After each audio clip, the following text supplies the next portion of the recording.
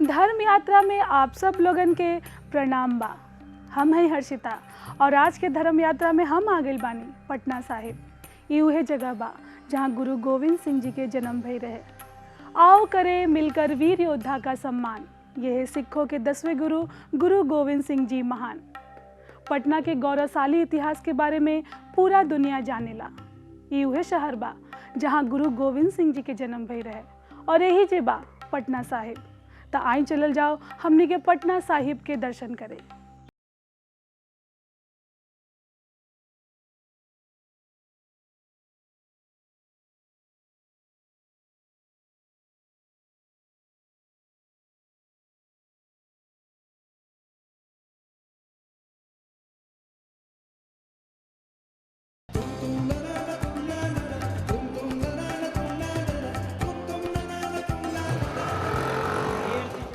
ऐतिहासिक नगर पटना अपन प्राचीन गौरव के खातिर देश भर में मशहूर है।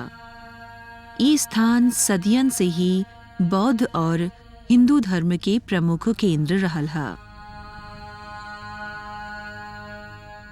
बौद्ध और मौर्यकालीन ग्रंथन में एकर उल्लेख पुष्पपुर, कुसुमपुर और पाटलिपुत्र के नाम से भइल रहे।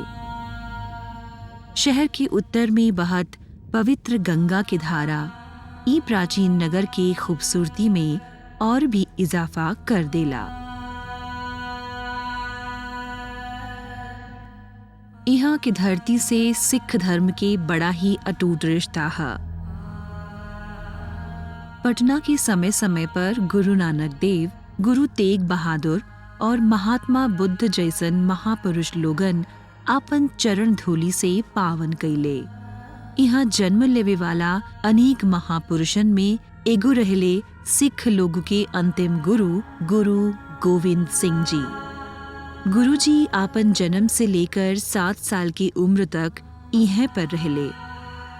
जौना जगह पर गुरु गोविंद सिंह जी जन्म लेहले रहले ऊ आज पटना साहिब के नाम से जानल जाला। गुरु के स्मृति में आगे चल के यहाँ एगो भव्य गुरुद्वारा का निर्माण करावल गईल। यहाँ पर एगो तख्त के स्थापना भी कईल गईल है। एकरा के तख्त श्री हरि मंदिर जी पटना साहिब के नाम से जानेले। पटना साहिब सिख लोग के 5 पवित्र तख्तन में से एगो है।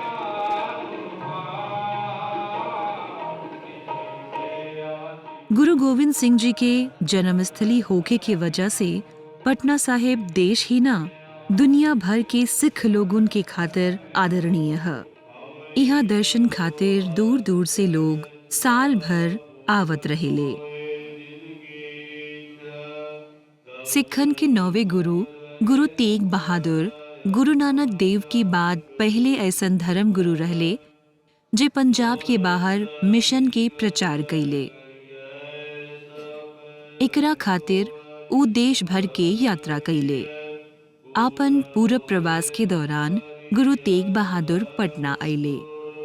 पटना आवे वाला जत्थे में दरबारियन के साथ माता नानकी देवी, धर्मपत्नी गुजरी देवी और गोविंद सिंह के मामा भाई कृपाल चंद भी रहले। परिवार के पटना में छोड़ के गुरु तेग बहादुर प्रचार दौरे पर असम में घुबड़ी खातिर निकलल रहले। वहाँ उनके पौष सुदी सप्तमी के यानी 22 दिसंबर सन 1666 ईस्वी के पावन दिन बालक गुरु गोविंद राय के जन्म की खबर मिलल। बालक गोविंद राय आगे चल के गुरु गोविंद सिंह के नाम से सिखन के अंतिम गुरु भइले। ऊ आपन पिता शहीद गुरु तेग बहादुर के तरह ही मुगल सम्राट औरंगजेब के जबरन धर्म परिवर्तन नीति के विरोध कैले। मुगल के सेना से लोहा लेवे खातिर ऊ सिखन के युद्ध कला के कठोर ट्रेनिंग दिहले। सिख धर्म के वर्तमान स्वरूप गुरु गोविंद सिंह के ही देन है। मुगल के अत्याचार के खिलाफ गुरु जी संकल्प लिहले। 1.25 लाख से एक लड़ाऊं, चिड़ियन से मैं बाज दौड़ाऊं, तब गोविंद सिंह नाम कहाऊं। गुरुजी सिख के खातिर 5 चीज धारण करे के नियम बनवले, जैसे केश, कच्छ, कंघा, कृपाण और ई कड़ा।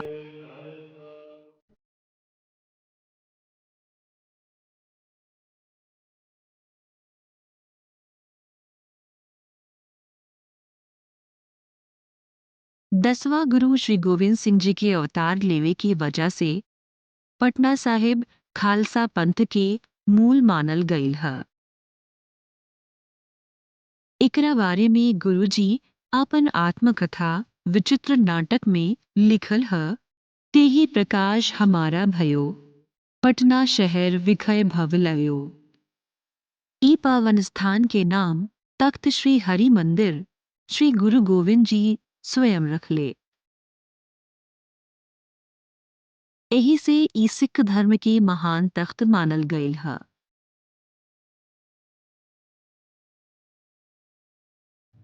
यहाँ पर गुरुजी की कई स्मृति के संजोकर रखल गईल ह।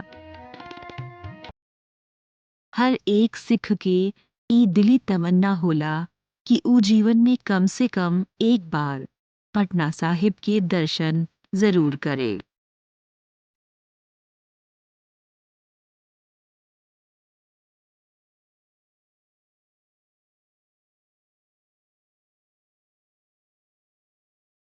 पटना साहिब सिख लोगन खातिर एगो बहुते पावन स्थल बा।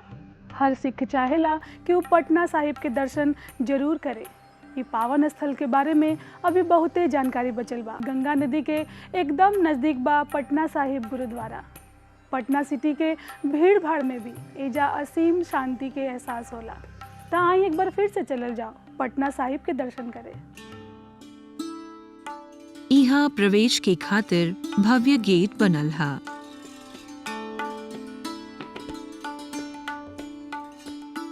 इहे पर जगह जगह पवित्र धार्मिक चिन्ह अंकित है।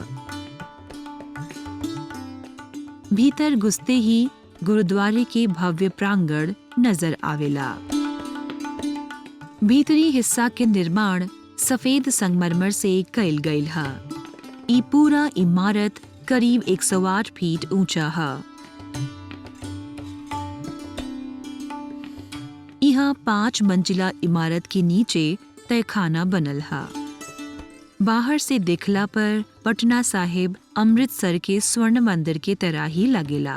मुख्य इमारत के उत्तर में ही भव्य नई ड्योढ़ी बनल है। आजकल एकर इस्तेमाल मेन गेट के रूप में होखे लागल बा। पहले प्रवेश द्वार पूरब में रहे, लेकिन अब एकरा के हमेशा की खातिर बंद कर दिहल गई। प्रवेश द्वार से अंदर आवे के बाद दाहिनी ओर पर्यटन विभाग के कार्यालय है। ई कार्यालय खास तौर पर दूर दराज से आवे वाला तीर्थयात्री की सहूलियत की खातिर बनावल गईल है। मेन गेट के बाईं ओर गुरु गोविंद सिंह डेंटल क्लिनिक है। यहाँ लोगन के मुफ्त इलाज कइल जाला। पहले तल पर अजायब घर है। आगे बढ़ला पर रास्ता की दोनों तरफ दर्शन करे वालों के ठहरे की खातिर रिहाइश गृह बनल है। 4 मंजिला ई इमारत में सैकड़ों तीर्थयात्री के एक साथ ठहरे की सुविधा है। यहाँ से आगे बढ़ला पर हरि मंदिर की ओर जाए की खातिर रास्ता है। इमे चरण गंगा से पांव पखार कर श्रद्धालु सीढ़ी चढ़ते हुए गुरु साहिब के जन्म स्थान पर माथा टेके की खातिर जाले। गुरु गोविंद सिंह के पावन जन्म स्थान पटना साहिब देश के कई बदलाव के मौन गवाह रहल है।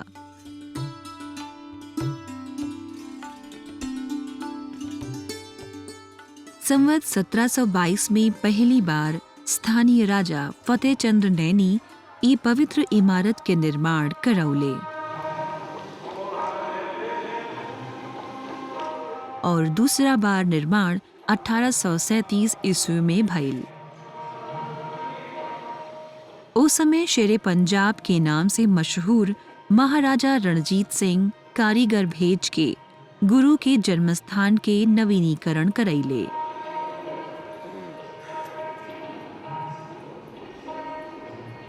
सन 1934 ईस्वी में आयल भयंकर भूकंप से पटना साहिब गुरुद्वारे की इमारत में दरार आ गईल। एकरा खातिर मरम्मत कईल बहुत जरूरी हो गईल। भूकंप के बाद मरम्मत के जिम्मा सिख संगत लेहले। संगत आम सहमति से पुराना इमारत की जगह नया भव्य गुरुद्वारा बनावे के निर्माण लेहल गईल। 10 नवंबर 1948 के कार्तिक पूर्णिमा के शुभ अवसर पर ई 5 मंजिला इमारत के नींव रखल गईल। उस समय एकरा निर्माण में करीब 20 लाख रुपया खर्च भइल। एकरा हॉल की ऊंचाई 31 फीट है। छत पर खूबसूरत रंगीन टाइल्स लगावल गईल बा। टाइल्स में खूबसूरत ज्यामितीय आकृतियां बनावल गईल है। भीतरी प्रवेश द्वार पर निहंग रक्षक शस्त्र के साथ खड़ा पहरा दे रहल है। निहंग उ सेवादारन की कहल जाला जे धर्म के प्रचार प्रसार के कार्य में अपन पूरा जीवन दे दिहले। इनकर पहनावा खास तरह के होला। नीला रंग के कुर्ता और केसरिया पगड़ी में सजल धजल रहले ई निहंग जीवन भर श्री गोविंद सिंह के बतावल रास्ता के कठोरता से पालन करेले। निहंग अच्छा योद्धा भी होखेले। ई सिख युद्ध कला कतका में पूरा तरह माहिर हुए।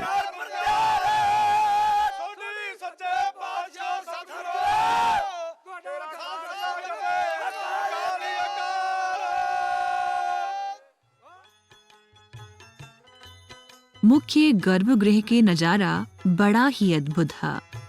ई उहे पावन स्थल है जहाँ गुरुजी जन्म लिहले। यहाँ पर गुरु ग्रंथ साहिब, दशम ग्रंथ गुरु के शस्त्र, गुरु गोविंद सिंह और गुरु तेग बहादुर के खड़ाऊ है। और शीशा के बड़ा शोकेस में गुरुजी के 300 साल पुराना चोंगा रखल गईल है। ई चीज के दर्शन की खातिर देश विदेश के सिख श्रद्धालु पटना साहिब आवेले। गुरु के दरबार में दर्शन की खातिर केहू के मनाही नहीं खे। यहाँ पर केहू आ सकेला।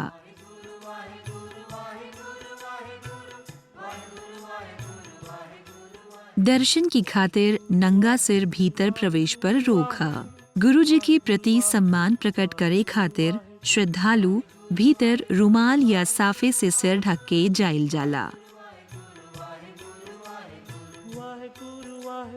गुरु जी की जन्म स्थान निचला तल पर है। पहला तल पर संगत की ओर से अखंड पाठ रखल जाला।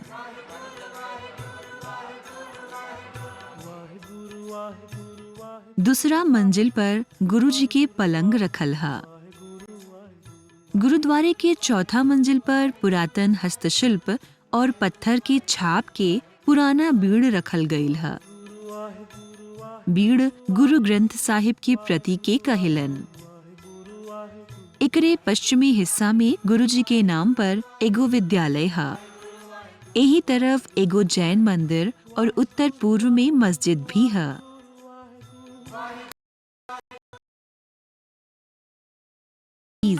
आज भी सहेज के रखल गईल है। गुरु गोविंद सिंह जी के अनेकों के बाद मन में श्रद्धा और अपार प्रेम उमड़ जाला। ऐसा लागेला कि ऐसा महान लोग के जन्म हमनी के भारत देश में भई रहे। पटना साहिब के बारे में और भी बहुत कुछ जानल जाए। पटना शहर बिहार राज्य के राजधानी बा। यही से एजा रेल और हवाई जहाज से भी आसानी से पहुंचल जा सकेला। यात्री सबके सुविधा खातिर एजा पटना साहिब रेलवे स्टेशन भी बनावल गईल बा। त आई एक बार फिर से चलल जाओ ए पावन स्थल पर।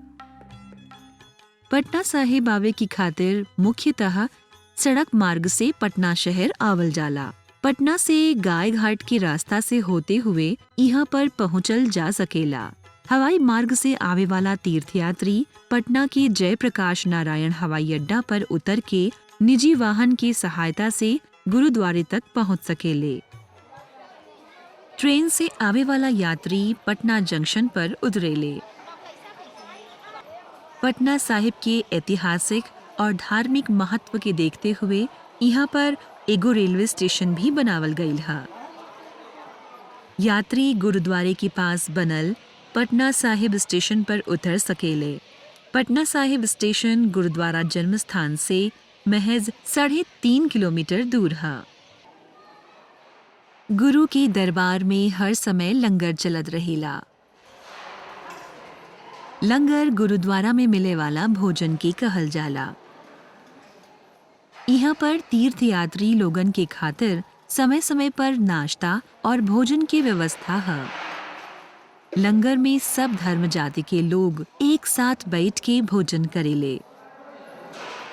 यहाँ पर कवनो भी तरह के भेदभाव ना कइल जाला। गुरु के लंगर में रोजाना 500 से 10,000 लोग भोजन करेले। मुख्य गुरुद्वारे में रागी हमेशा गुरुवाणी के पाठ करत रहेले। रागी गुरुद्वारा में शब्द पाठ करत रहेले। इनका खास पहनावा से इनका आसानी से पहचानल जा सकत बा। एगो गुरुद्वारा में कितना रागी होखेले। ई बारी बारी शिफ्ट के हिसाब से गुरु के सेवा में भजन कीर्तन प्रस्तुत करेले। गुरु ग्रंथ साहिब के पाठ करे वाला मुख्य पुजारी के पाठी कहे के बुलावेले। एकरा अलावा यहाँ मुख्य सेवादार भी होखेले। इनकर काम गुरु ग्रंथ साहिब की सेवा कइल है। यहाँ पर सेवा कर्म कइल सिख आपन परम सौभाग्य मानेले। एकरा खातिर दूर दूर से सिख जत्थे यहाँ आवेले। पटना साहिब में कुछ स्थायी सेवादार भी है। ई गुरुद्वार प्रबंध कमेटी की ओर से नियुक्त होखेला। इनकर काम गुरुद्वारा के साफ सफाई और बेहतर तरीका से देखरेख कइल है। पटना साहिब गुरुद्वारा में पूजन के काम सुबह 3 बजे से ही शुरू हो जाला। पारंपरिक तरीका से नगाड़ा बजा के यहाँ पूजा की शुरुआत होखेला।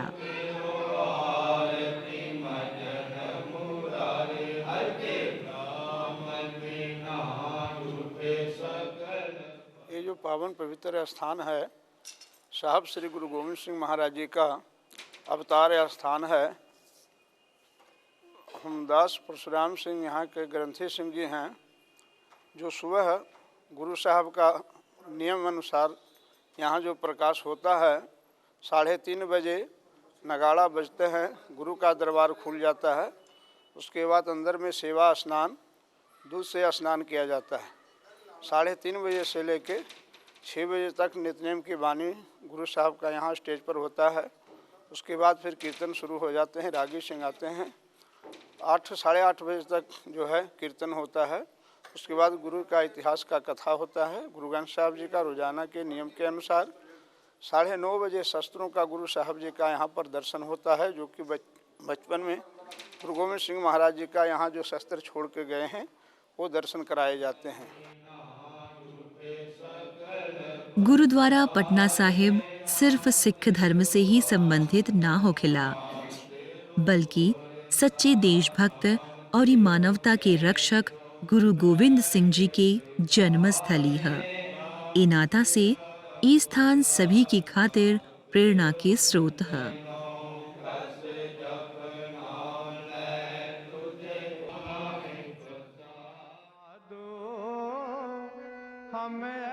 गुरु के ई पावन जन्मस्थल देश के अमूल्य धरोहर है। हर धर्मन के लोग समान भाव से यहाँ पर आके माथा टेकेले। दरबार में माथा टेक के श्रद्धालु गुरु गोविंद सिंह जी के बतावल कर्तव्य और मानव सेवा के मार्ग पर चले के संकल्प लेवेले। गुरु जी इंसान की सेवा के ही सच्ची सेवा मानेले। वो इंसान के कर्तव्य और देश के रक्षा की खातिर शहीद होखल सिखवले। सूरा सोई सराहिए जे लड़े दीन के हेत, पुरजा पुरजा कटी मरे तबहु न छाड़े खेत। पटना साहिब के यात्रा तो आज पूरा हो गई, लेकिन धर्म यात्रा के यात्रा तो अभी बहुत लंबा चली। अगला पड़ाव में हम रहो लोगिन के लेके चलब एगो नया जगह पर। तब तक हम लेता नहीं रहो लोगिन से विदा। धर्म यात्रा शुभ यात्रा।